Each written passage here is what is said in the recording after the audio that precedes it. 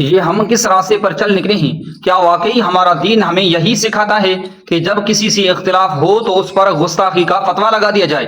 کیا ہم اتنے بے حس ہو گئے ہیں کہ کسی کی عزت، کسی کے علم، کسی کے مقام کی ہمیں کوئی پرواہ ہی نہیں رہی؟ مفتی طارق مسعود صاحب پر جس طرح سے گستاخی کا الزام لگایا گیا، یہ کوئی عام بات نہیں ہے، یہ ایک لمحہ فکریہ ہے۔ کیا ہم واقعی یہ سمجھ بیٹھے ہیں کہ ہم حق پر ہیں اور دوسرا ہر حال میں غلط؟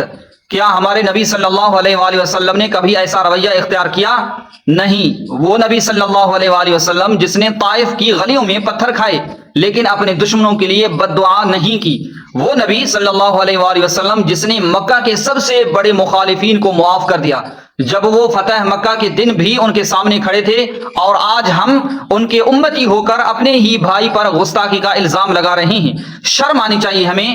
کہاں گیا وہ اخلاص، وہ رواداری، وہ تحمل جس کی ہمیں دین نے تعلیم دی تھی؟ آج ہم ایک دوسرے پر الزامات کی بارش کر رہے ہیں، کسی کے دل کو ٹھیس پہنچا رہے ہیں، اس کی عزت کو پامال کر رہے ہیں، اور یہ سب کس لیے؟ اپنی انا کی تسکین کے لیے، اپنی جہالت کے دفاع کے لیے۔ اللہ کی قسم، یہ دین اتنا سستا نہیں کہ جس کا جب جی چاہے وہ فتویٰ لے کر کھڑا ہو جائے۔ یہ دین محبت کا ہے، یہ دین حکمت کا ہے، یہ دین دوسروں کے ساتھ اچھا سلوک کرنے کا ہے۔